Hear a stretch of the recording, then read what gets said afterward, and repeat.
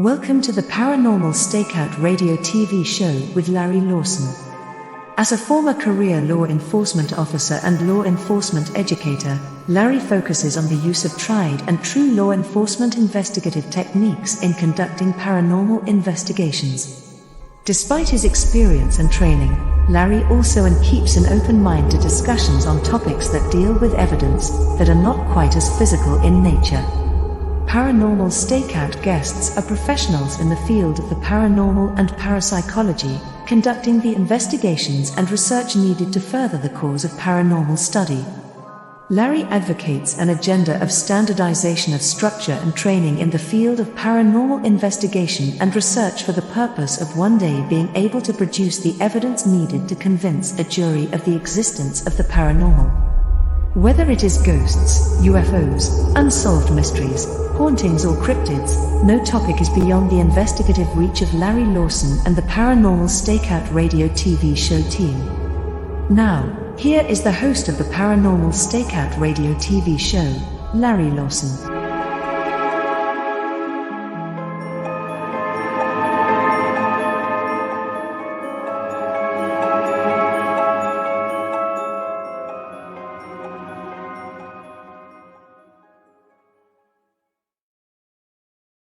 And hello, everyone, and welcome back to Paranormal Stakeout. I'm your host, Larry Lawson, coming to you from beautiful Vero Beach, Florida, the home of the Florida Bureau of Paranormal Investigation and Indian River Hauntings. Got a great show tonight, but got to take care of some housekeeping first. First of all, if you'd like to follow our team, follow what we're up to, you can always check us out on our Facebook at either Florida Bureau of Paranormal Investigation or Indian River Hauntings. You can also get us on YouTube at Indian River Hauntings. We've got a lot of our stuff up there. And our website is indianriverhauntings.com. That will get you to both of our sites. Now, one of the things that we're trying to do on the show is get some audience interaction. So I'm really encouraging you folks out there, send me questions, thoughts on the paranormal, anything you'd like. And to do that, you get a hold of us at this email address, ghostguy@paranormalstakeout.org. From there, you'll see a form, fill out, give me your thoughts, your comments, especially if you have questions. And we actually have a question tonight that I want to bring up because I want to do this at the beginning of each show, share some stuff or answer some questions from folks out there that are listening. And this comes from Mike in Okeechobee, Florida. And his question is, what are your thoughts on mediums and paranormal investigators collaborating on information to come to a conclusion on an investigation? Wow, that's a pretty deep question, and I'll try and answer it as briefly as I can. And you got to keep an open mind in this business. So therefore, any bit of information that you have, you've got to put together to come to a conclusion of what you have. Obviously, when you're working with a medium, and it's very tough to sometimes quantify information they have, but if you can take the information they provide and information that you may be gathering in investigation and do your historical research, many times you can find the answer and find the connection between the two. I think it's really important to use all methods, all tools when investigating a case. So certainly cooperating with a medium is very important, but don't take it just on its own. You've got to do your historical research and put together other facts to come to the proper conclusion, because that's what we're about, our facts. So with that, I'm on to our guest. I got a great guest tonight. His name's Eric VANDERLAAN. Eric is with War Party Paranormal out of West Palm Beach, Florida, a neighbor just south of where I'm at. Eric is actually from the island of Oahu. Yes, he was born in Hawaii, but he's lived in South Florida since he was about 8. And he's been investigating the paranormal for about the last 12 years. He initially had been part of a group called PRISM about 9 years ago, and shortly after that, became part of War Party Paranormal. He's a technology expert. He's very good at using electronic equipment to gather and collect evidence of the paranormal. He's also been on the media quite a bit. He's made appearances on television shows for Telemundo, Univision, and America TV. So with that, I'd like to welcome our guest tonight, Eric VANDERLAAN. Eric, how are you? Thanks for inviting me, Larry. I'm doing great. Good, good. Well, it's been not too long since we last talked, but I'm really excited to No, have you not on at the all. show. You guys have been pretty active down there in West Palm Beach. Yeah. But I'd like the audience to kind of get an idea of who you are and where you're from and what's your background. So share a little bit about you with us. Okay. By the way, I like that question. That was a really good question. That was a good question. Yeah. And you know, a lot of people, you know, it's like everything else in this business. You've got good and bad, and you've got folks that do it right, folks that don't do it right, folks Yeah. that maybe exaggerate. Using a medium can be important, but you got to do it the right way, and it's got to be through Exactly. a team. But And it's another tool in my tool belt. there you get, and we always want to have that. So tell us about Eric Vanderlaan. Okay. So, like you said in the bio, pretty much spent most of my life in Florida. Um, I'm actually a health insurance broker Okay. by day, paranormal investigator by night, and I've been doing this for quite a while now. I actually live near Miami, Pembroke Pines area, if anyone's Mhm. familiar with that. I'm the team leader of War Party Paranormal, so pretty much I'm doing everything for the team. But Okay. yeah, the main purpose of War Party Paranormal is we're a non-for-profit group. We're in the business of helping people to get answers that they can't answer. Um, they might have problems in the paranormal in their homes or businesses. And then we do events like you, Larry, all over Mhm. South Florida. And basically, we do it because we want to get our name out there and know how people can reach us. So a lot of the cases we get are people coming to our events because they want to meet us in person. So on top of that, I just came out with my partner Mike Del Coro. You were on our show with War Party Paranormal Radio. We're now on Paraflix, and we're streaming episodes of our paranormal investigations. And right now, they've been all over Florida. Outstanding. Well, Mhm. we're going to mention at the end of the show too, but right now, tell folks how they can find you and learn a little bit more about you and your group. Sure. War Party Paranormal. The easiest way to find us is go to our website, warpartyparanormal.com, and everything is linked to there. My personal stuff, I go by the handle of Ghost Hunter of South Florida. I'm on Facebook, I'm on YouTube, TikTok, Instagram, and yeah. And then we also have the Haunted Files, a show that we just started on Paraflix, and that's Mhm. on Facebook and Instagram. Excellent, excellent. Mhm. Now, you're born in Hawaii, and I know you moved here when you were just a kid, Yeah, yeah. but got any good stories from Hawaii? The thing is, when I was young, my dad got transferred a lot. Ah, And so before I was 8, or probably like, I don't know, probably like 11 years old, we used to move like every 2 years. ah, So this journey started in Hawaii, but I've lived all over. I lived in Texas, Tennessee, Ohio, but ah. mainly my whole life in Florida. Well, I got to ask you because I'm really fascinated with some of the spiritual stories, ghost stories that come out of Yeah. Hawaii. In Yep. fact, I think I even mentioned on this show once before, law enforcement for many years is really quiet. Nobody talked about this stuff, but that's Hmm. changed over the last 15 years or Yes, so. it has. And one of the things that has always interested me was Honolulu PD put out an entire series of video shows. It's on YouTube, Hmm. Haunted Honolulu PD or something like that, where they actually featured their officers telling of paranormal experiences on the job. Oh, that's awesome. Yeah, it is a really. I think the show stopped being filmed a few years ago, but you can still see it on YouTube.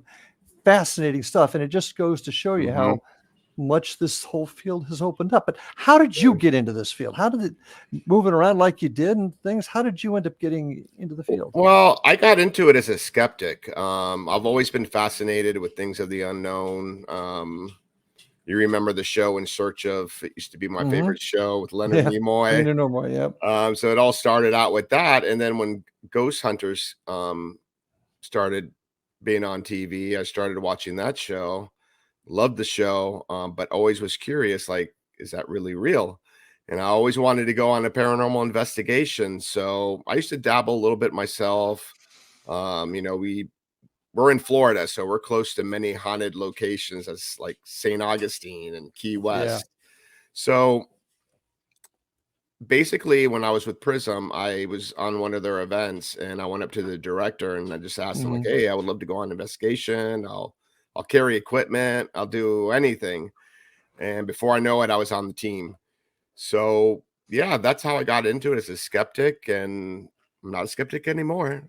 That's for sure. Well, you say you're a skeptic. It's good to be a Explain. skeptic. Yes, it is. Because you not only do you have to have an open mind, you've got to be able to discern appropriately. Right. But tell me what you mean by being a skeptic. Not believing in what we're seeing out there, like full body apparitions, disembodied voices, um, just like anything that has to do with the paranormal and ghosts. Mhm. So you were a non-believer. You weren't just a skeptic. You were a non-believer when you started with Right. this. I thought like, okay, it could exist, but I've never experienced, and I'm always one that I have to see it to believe it.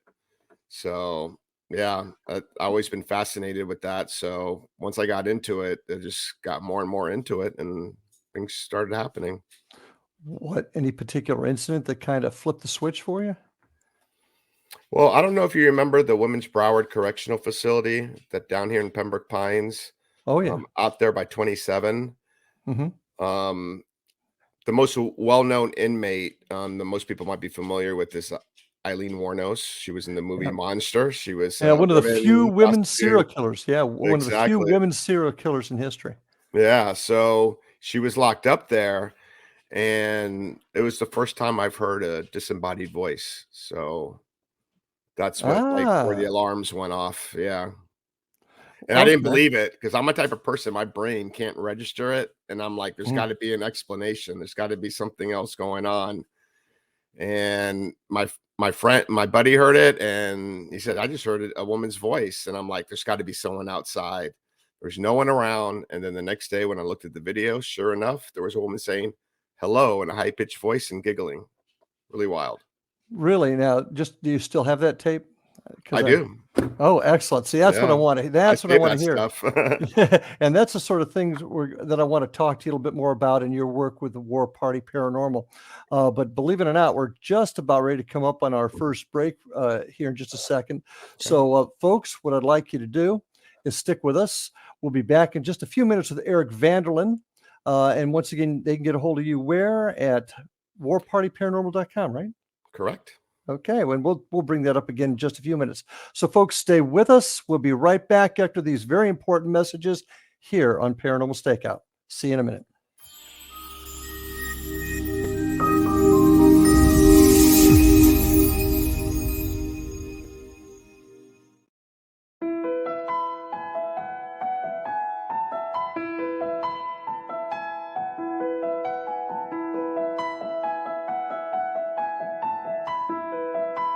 From the Canada-US border in the southern region of Niagara, traveling north in Ontario's Golden Horseshoe, then east and west of the Greater Toronto Area, there is growing awareness and excitement as more and more people are starting their day with Beautiful Mind coffee, the delicious healthy coffee that your brain will love. Made with ethically sourced 100% Arabica coffee, Beautiful Mind coffee is roasted and ground in small batches to ensure each bag contains a wonderful full-bodied artisan coffee. Scientifically formulated, Beautiful Mind coffee is the only coffee blend that contains 3 herbal ingredients found to aid in boosting your daily mental clarity and focus. Maca root powder, green tea extract, and American ginseng have been selected for their ability to support good brain health. Taking care of your brain's health now can help delay or prevent the onset of cognitive dysfunction, including dementia, Alzheimer's, and more general memory loss as you get older just by enjoying the delicious flavor of our roasted coffee and herbal ingredients found exclusively in Beautiful Mind coffee. Beautiful Mind coffee is now available at Amazon.ca and soon to be available in selected locations near you. In Hamilton, Ontario, Beautiful Mind coffee is now available at Livelong Wellness Clinic, located at 189 Hewson Street South. Beautiful Mind coffee can be ordered by telephone by calling 416-436-3675 or 905-536-2450. Why have a good cup of coffee when you can have a great cup of Beautiful Mind coffee that's good for your brain? For more information on Beautiful Mind coffee, Visit us online at www.beautifulmindcoffee.ca.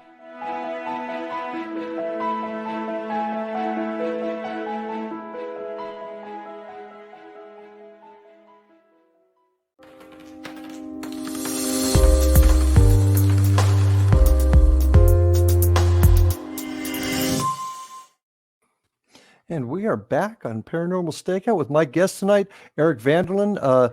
Fascinating stuff, Eric. I'm really intrigued how you got into the business. So many. I'm one of those that did not have an experience as a child. Okay. Doesn't sound like you did. No, I didn't.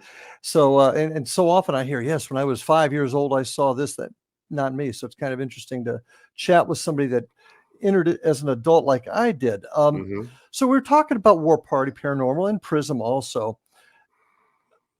I love asking this question to fellow investigators to kind of compare notes with what's happened to me. Mhm. Most exciting piece of evidence you've ever gotten,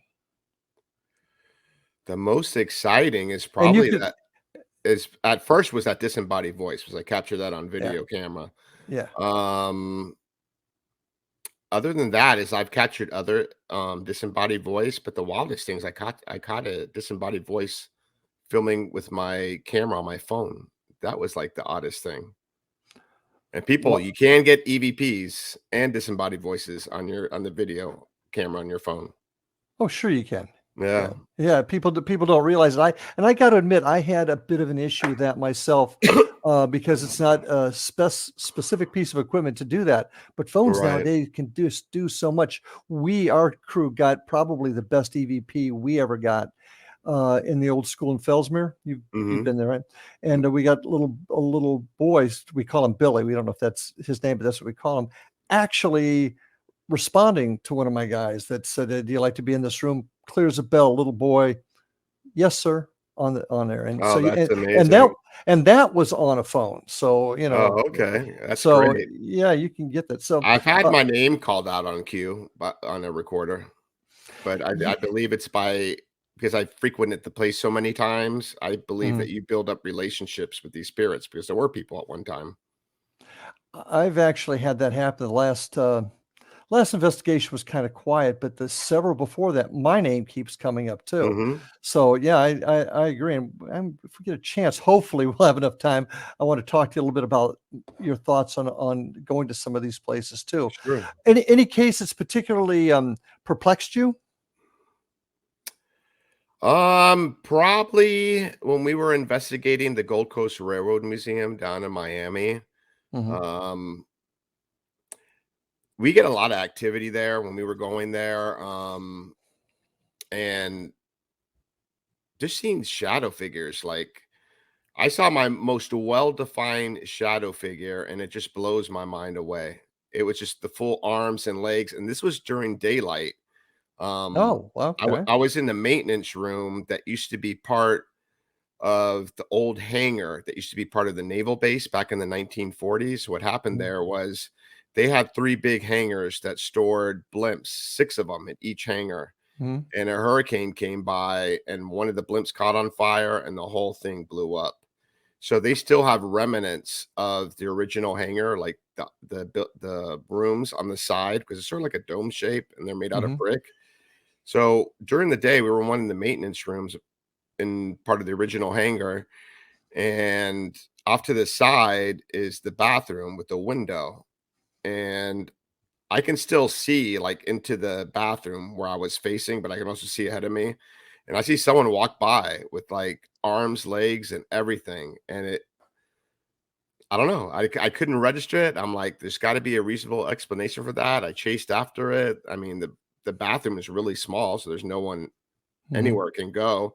And then right when I saw that, we actually had a journalist, she writes paranormal stories, that was with us, and she said, "Someone just went like this on my face." And she was showing it to me. I was looking at her cheek, and you know how, like, women wear blush? Mm-hmm. I could see, like, part of the blush was missing, like someone ran their finger. It was really odd. And I do have a picture of that too. Excellent, excellent. Yeah. Was this Opalaka by any chance?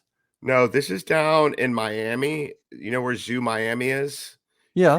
If you go Okay. all the way down south to 152nd Coral Reef Drive. Okay, you're down because I know there was another naval in Miami also at Opelika, so I was just Yeah. wondering if it was the same one. Um, of all the places you've gone, I know that you guys are active, and I'd like you to kind of expound on some of the other things that your places you're involved with down there after this question. But um, most active spot. The place that you almost went to with me, Belglade Correctional Facility. That was the most active spot. Every single night we went there was always something.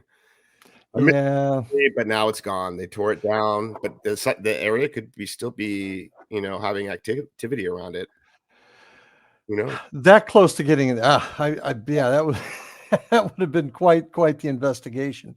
So considering this, I know that War Party's involved in several other properties down there.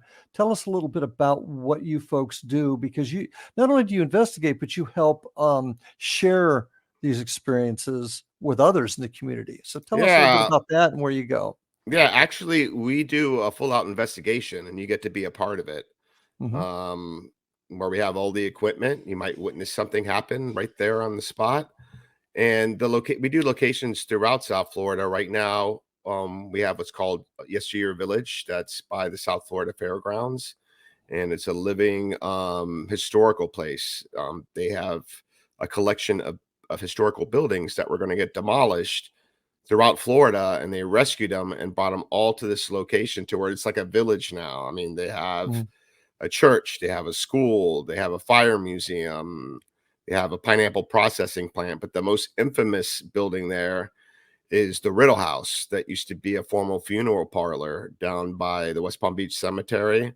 Hmm. And the story there goes is that a cemetery worker was accused of stealing and was upset and went up to the third floor attic and hung himself.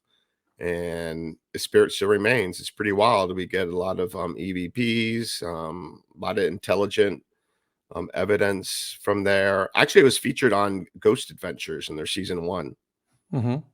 And I find, and I'm glad you mentioned Yesteryear Village, because how to explain this? It's almost like an anomaly to me, because one of the things that I talk about a lot is oftentimes it's the land, not the property. Hmm. But in this case, these buildings were brought in to a Hmm. new spot, and what's ever there came with the building. So Exactly. I find that kind of an interesting twist to that. And these buildings all came from not from the same spot; they came from different areas. Correct? All over Florida. And Yeah. it's Yeah. weird because, like, I always talk to the security guys, like, hey, anything interesting happening lately?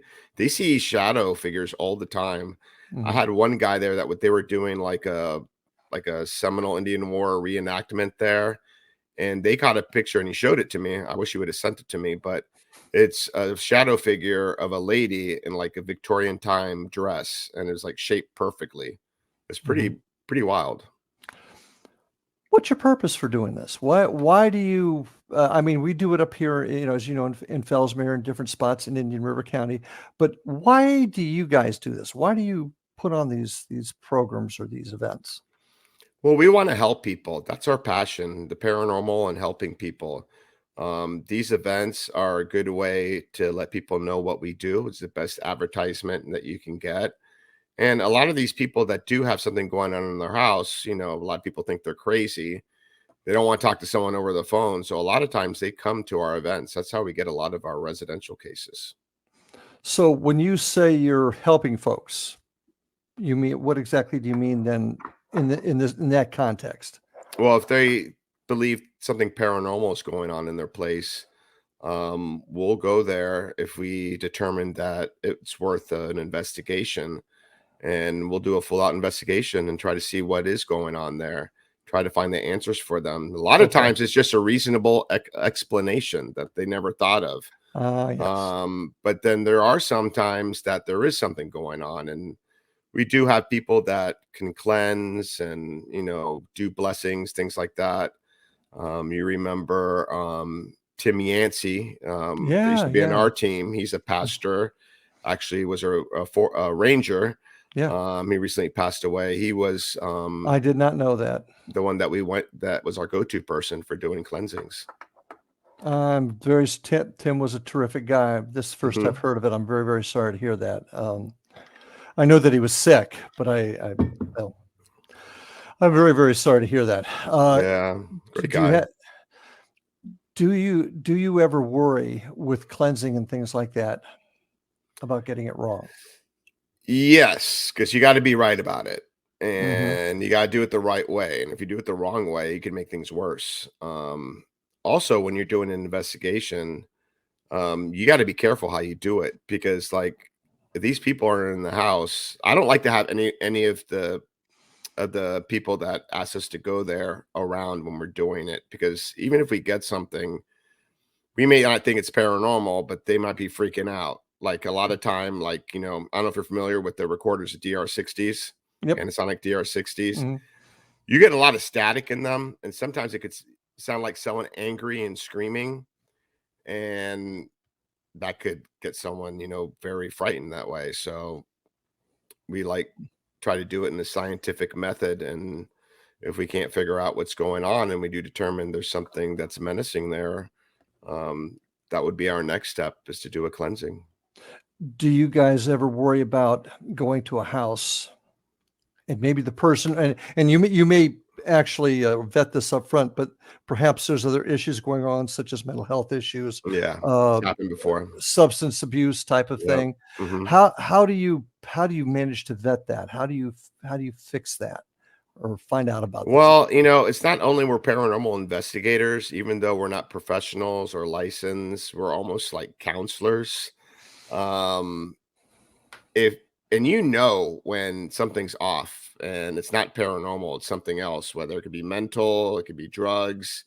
We're straight to the point. I mean, we're not going to shy away from anything. If we believe that there's a drug problem, they need to get help. Mhm. We're going to tell them right off the bat, and we're going to be honest with them and try to refer them to someone that can help them. That's a professional. Do you do any of that vetting up front, or is it just as you go, as you're doing the investigation, you figure it out? Yeah, as you go, because you don't want to jump to conclusions. We would try to save everything towards the end once we conclude the investigation and then determine what is really going on there. Mm. Yeah, see, I do it a little bit differently. My crew, we actually go through a questionnaire up front. Oh Just, yeah, we do that just, before we even see them. We have a yeah. telephone interview where we go through a series Okay, of okay. questions. But a lot of people aren't honest about it. No, really? I'm shocked. Exactly. Yeah. So, but Just like our vetting is, last case. and I get worried about that too, because we don't want to get ourselves in a position where and you say making matters worse as far as maybe creating more of a problem there. But sometimes if somebody's got mental health issues, you can make it worse in their own mind and they think the problem's solved and it's not, and it comes back and there may Exactly. never been a problem there. But Mhm. believe it or not, we are about to come up on our next break. So when we get back, I'd like to talk to you a little bit about your thoughts on evidence, how you collect it, what you do with it, and what you're trying to accomplish with it. So, Okay. folks, stay with us. We're going to take a break here for just a minute for our sponsors. Stay with us, and we'll see you in a minute.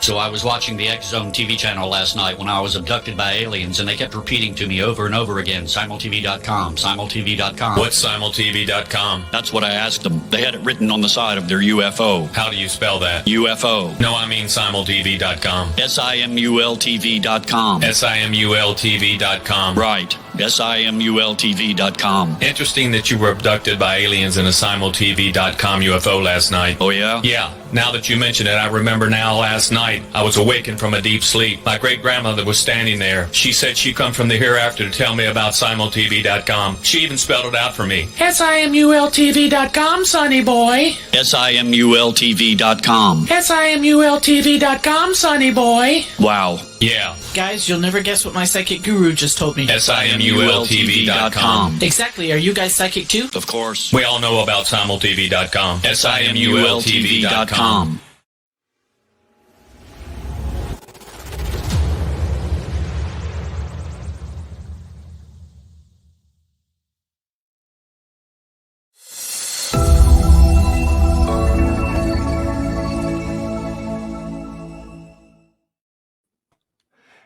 And we are back on Paranormal Stakeout with my guest tonight, Eric VANDERLAAN. And interesting conversation. I love hearing stories from other investigators and hearing what they've encountered also. But I'm a big evidence guy. I'm a cop. That's what I do. I collect Exactly. evidence. I go to trial and things like that. And I know that you have a passion for collecting that evidence too. Mhm. Tell me about tell us about your procedures, what you do, and what you do with your evidence, and how you go through it, how you save it. We save them electronically in folders. Anywhere from our notes when we gather information to maybe photos of evidence, EVPs. Actually, we're filming all the time when we're doing our investigation because we want to catch something on camera. If you to me, if you experience something and you don't have proof of it, then it It never happened. didn't happen, Yeah. right? So yeah, Exactly. basically that's what I do. And I've been doing that, I don't know, way back. So I like to save all my videos. I put them all into I organize them by location and I just keep adding to it. Hmm. Yeah. Do you keep it on your computer? Yes. Mhm. Yeah, I got I a did backup that. drive. Yeah, well, see, Just that's in what I case. do.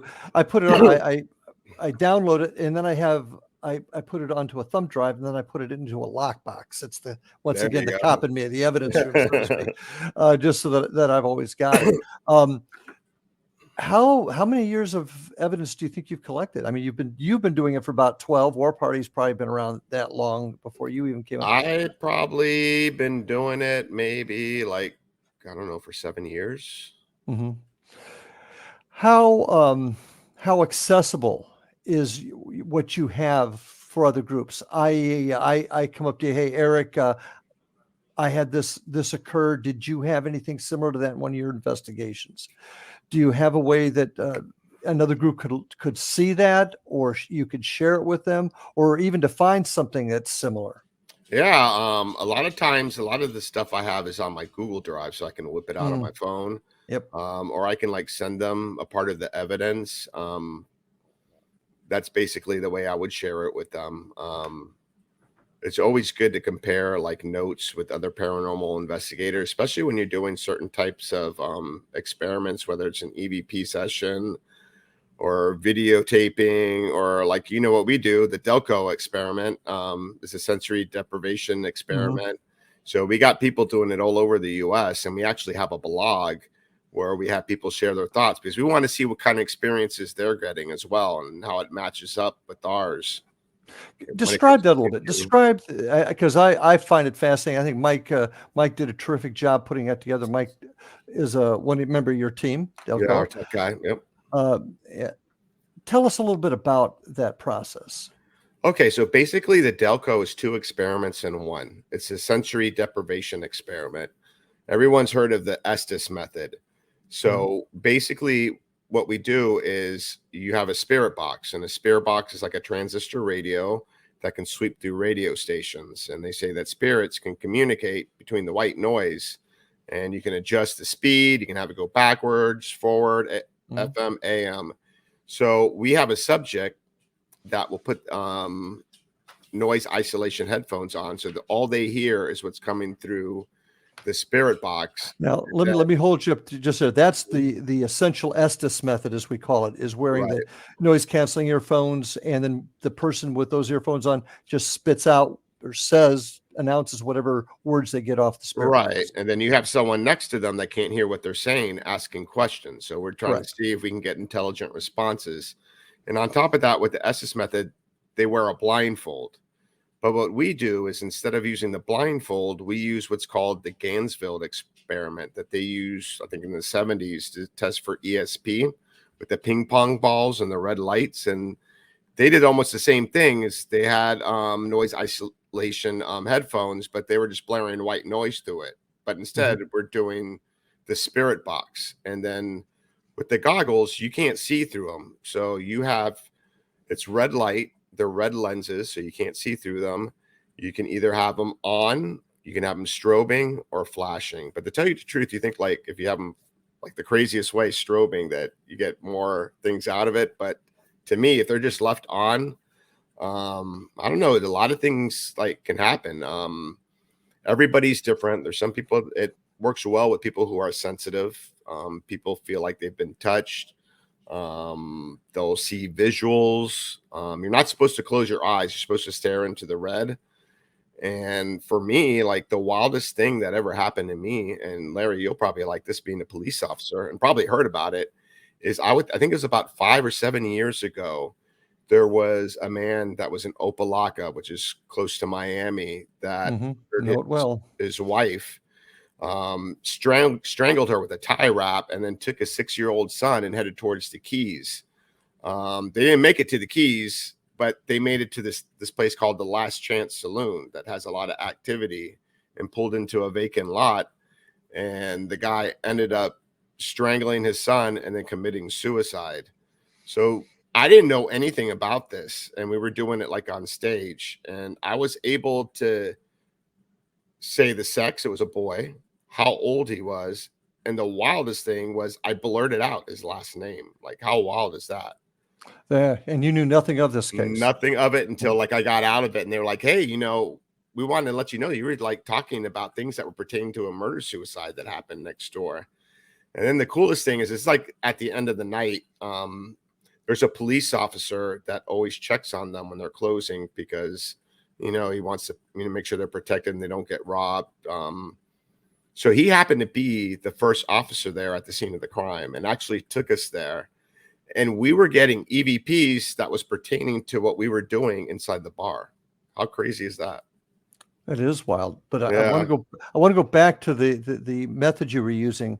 Were you using that method during this investigation? Yep, we were doing the Delco experiment. Yep. The Delco. Now, you said the red light. How you've got goggles on, because I want folks to get a visual of exactly what it was you did. And you mentioned ping pong balls, which, well, we made them more of the times. Now they're just like regular goggles. So you cut the ping pong balls in half, and okay, I got. We don't even use ping pong balls. We have special.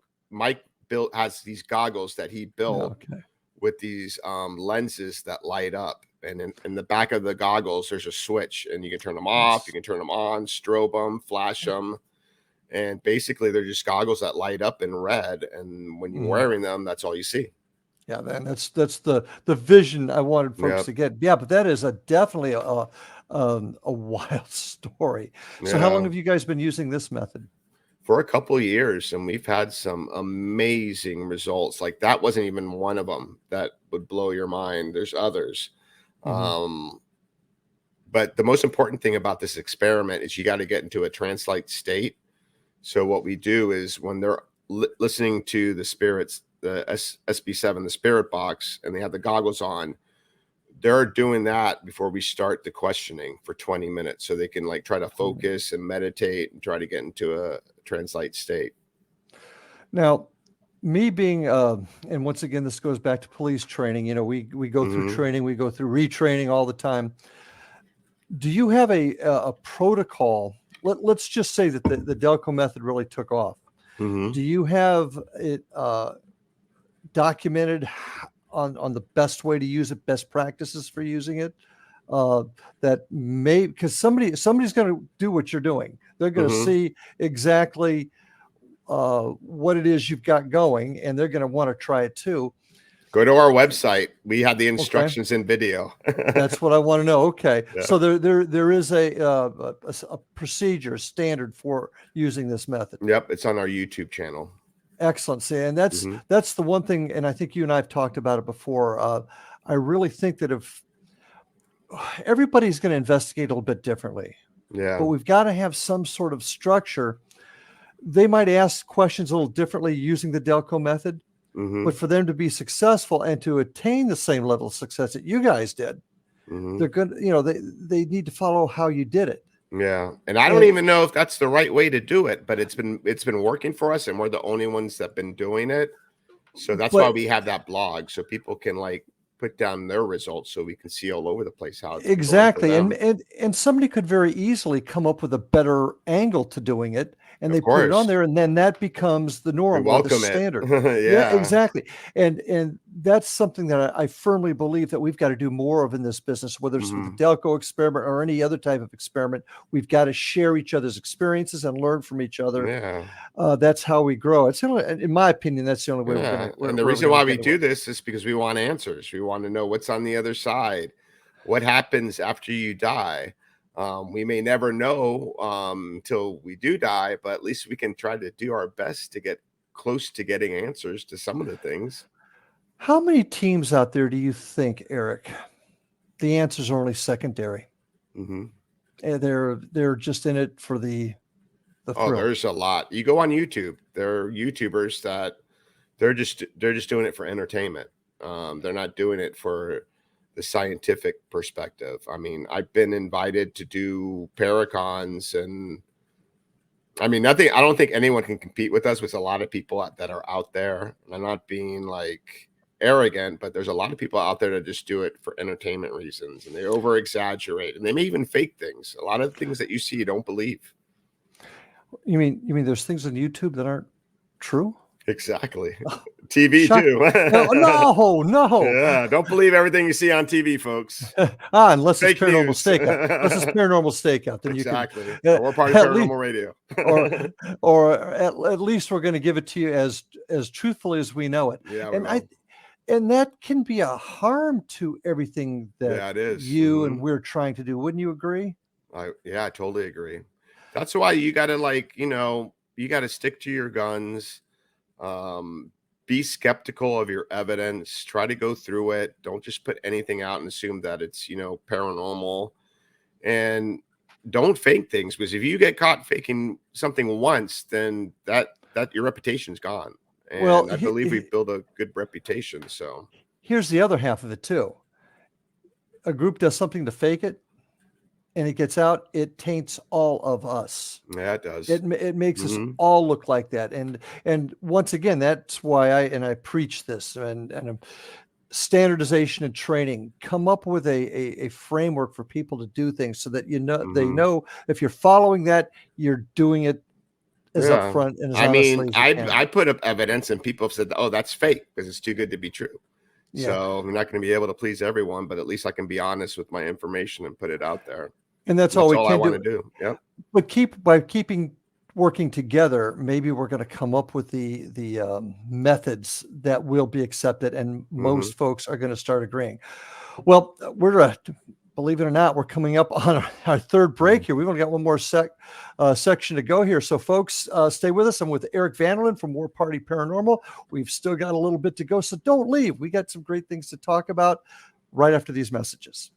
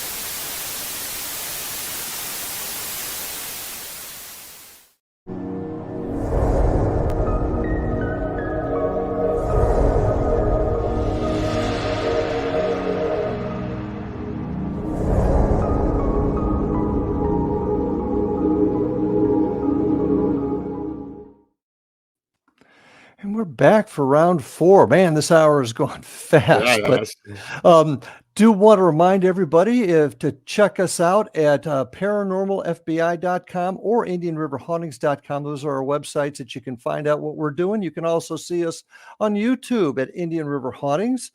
But I also, and Facebook, don't forget Facebook for both Indian River Hauntings and Florida Bureau of Paranormal Investigation. But I want to really tell you, we want to hear from you. We want to hear your questions and your thoughts, your philosophies. Email me at ghostguy@paranormalstakeout.org and just fill out the form there, and we'll get your questions or thoughts on the air at the beginning of each show. Want to remind everybody else to check out Eric's site at warpartyparanormal.com. They've got all kinds of interesting things going on there. So with that, let's kind of, there's so much more to talk about, but I want to get your thoughts on some specific issues, things that crop up in our field that people, we have arguments about, even within the field. Your thoughts on orbs, Eric? Yeah, I don't believe in orbs. I mean, a photo of an orb. I mean, if you have the manual of the Sony CyberShot, that old camera, the CyberShot, if you flip back to the back of the book, there's like an explanation on how orbs are created. So the thing is with orbs, especially with photos and videos, it's just basically dust, moisture. It could be bugs. I have seen an orb with my own eye only once that I can't explain. And okay, yeah, but I don't know. I've never seen anything that could be that they say it's an orb that could be paranormal. I can always find an answer for that. And would you agree that that's probably one of the longest running and contentious arguments we have in our own field amongst us? Is an orb a ball of energy, or is it a bug? And I tend to fall into line with you. It's a bug. It's bug. It's moisture. It's dust. My son Evan, I don't think you ever met him. We were at Ortona though with you folks. Well, I think that was the same night we almost went to Belglade. Belglade. We went up to Ortona, and it was that night. Evan actually saw a blue ball just go across the cemetery, and I will listen to that. I find if it's not in a photograph, you see it with your own eyes, it's a little tougher to explain at times. I mean, it could be St. Elmo's fire in some cases, but I don't believe that was what happened that night. So I tend to agree with you. I almost, as a quick side note, in the Ortona graveyard, I actually saw the most stunning shadow figure I've ever seen. They're all over the place. That place was nuts. Absolutely.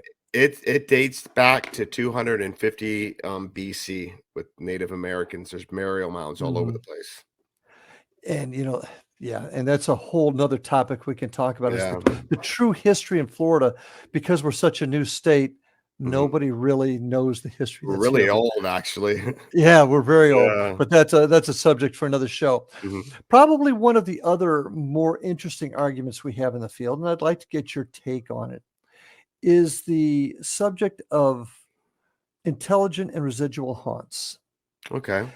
Is first of all, an intelligent, for folks that may not know what it is, you ask a question, you get an intelligent response, or you see something and they respond to you. They're reacting to you. Yeah.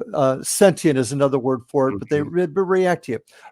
Residual or non-sentient haunt is almost like things on a loop on a video. They just keep playing over and over. Record. So my question to you, is a residual haunt actually a spirit, or is it trapped energy? I think it's trapped energy.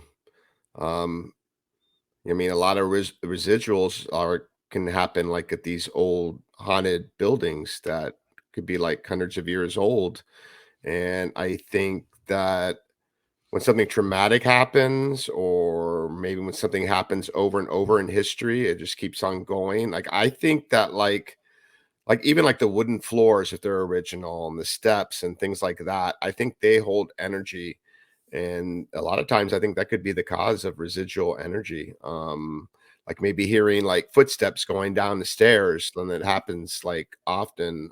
It could be just something just that happened in the past, and may not even be anything bad. It's just energy that's there. That's It's going off that and on. that might be released at a certain time or when a certain event Exactly. occurs. But Mhm. my question is that a ghost? Is that actually a haunting?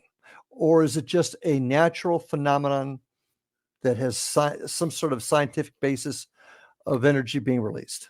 I think it's just energy. I don't think it's a ghost, because when you say it's a ghost or an apparition or a spirit, I think then that would be more of like an intelligent haunting if they're Mhm. reacting with you. I just think it's just trapped energy. I think it's just science. It's just something that's happening over and over again. No one's been able to clearly define it, but I've witnessed it before, and it totally makes sense. Like if you're at a certain location and that does happen. So should that kind of guide me? That's just kind of off the cuff question. Should that kind of guide how we're investigating a place? If you've got a spot that is the only manifestation, if you will, that's in there Hmm. is a residual type haunt where somebody sees a lady walking from point A to point B and Right. she doesn't react. Is it really a haunted place or is it just a place that's been able to store energy? Does that make sense? The question makes sense? Yeah, and Is it really haunted then? I guess I wouldn't say it would be haunted. It's just energy, and you have to explain that to the people if they're looking for answers, because they could be terrified. They're like, "Oh, Yeah. we got something demonic in my house." If it is residual, you can explain that to them. That's going to give them, peace of mind. Yeah, because I've had discussions with some folks on this topic before, and I tend to go where you're going with this. It's not really a haunt so much as somehow scientifically, for lack of a better word, energy is somehow stored and released at certain times. But I've actually had some folks argue, no, it's almost like a ghost or a spirit being caught in a time warp, Groundhog Day, if you will, and they just keep Yeah, reliving it, but they're actually but spirits. that's almost the same as energy happening over and over again, right? Yeah, could be, and They're and I almost the same answer, I would think. and this is one reason why we got to keep searching for answers because Right. we just don't know what all of this stuff um, is and where and what the end is, what the answers are, as you so well Right. put. Now, third question I'm going to ask you is fishing a place out, and here's what I mean by that. Let's take Waverly Hills. Everybody knows it, so and I'm Mhm. not suggesting this, so I don't Been want. there. Yeah, but so many people go there to experience what happened. Mhm. Is there going to come a point where there's nothing happening anymore? Almost as if you fished out the pond. Uh, I totally believe that, and I've had people, like, even tell me about it because Waverly Hills is, like, on everyone's bucket list. yeah. To tell you the truth, when I went there, I thought it was overrated. I did get something that I couldn't explain, but I was only there for one night. I was there from 8 PM to, like, almost 6 AM, Mhm. but it just wasn't enough time. And a lot of the claims, like, you've heard people say, like, "Oh, there's something demonic and there's something evil there." Like, I didn't sense that at all. All I sensed was sorrow, a lot of sadness. I even had, like, I was getting EVPs, that's something that happened to me there, where they were, like, joking around, like, they had a sense of Mhm. humor. Mhm. I don't think there's anything menacing there. I think it's just a lot of people died there. But I do believe that the more people go there, um, if there's actual spirits there, they were humans, right? They're gonna get tired of it. It's not gonna be a big deal. I don't know. That's how I look at it. Well, I'm actually wanting to do some experiments along those same lines because I'm of the belief that yeah, if we are actually dealing with folks that were here before and they've somehow retained a human personality or their personality when they were here, they're going Hmm. to get tired of being looked at like circus animals. Yeah, Or maybe there's an energy issue. Maybe I so got a many perfect people are example of that too at Waverly. oh, okay. And I think this is right up your alley. What you were saying is, so like everyone's been saying, like, oh, there's creepers. There's like these shadow figures that Yeah. crawl all over the wall and the Hmm. ceiling and everything. So I happened to be going up the stairwell, And the only thing I have is like a red lens camera, so I can keep my night vision with my eyes. And I'm looking through my viewfinder on my camera through the IR, so I couldn't see very well. But I'm going up the staircase, and I'm seeing all the bats floating around. I'm from Florida, and our bats are really small. They're little fruit flats, but the bats up there are huge. So I stepped into the hallway, put 1 foot out in the hallway, and 2 bats like flying sideways. They almost look like they were one. Goes right by me, and they were sputtering, but at a fast pace. And I'm like, I've never seen anything like that before, and I couldn't explain it. And it was so dark, I couldn't figure out what it was. And I'm thinking, okay, that was some type of shadow figure that I've never seen before. Like Mike was upstairs, my partner, 2 floors up, could hear me screaming. So we did get the answers. I looked at my video later, and it was 2 bats flying side by side. But before I saw the video, I went to the nurse's station back to that floor and did an EVP session. And the question I asked was, that thing that I saw in the hallway, was it human or inhuman? So I played back my recorder. Before I said the question, it said bat. After I said my question, it said bat, bat. Like, you idiot. It was a bat. Oh, okay. So maybe they do hear us, and maybe at times they even do get tired of us. So Yeah. in our last couple of minutes here, Eric, where do you think the field's heading? Where do you think we're going with all this? What do you think the future holds? Well, look back, like, I don't know, going maybe like 5 or 10 years ago. Even before that, like, people didn't look at us like as serious investigators, and just look at all the type of equipment that's coming out and the type of evidence people are capturing. I mean, now everyone has a cell phone with a video camera on it. Like, people are getting crazy things now.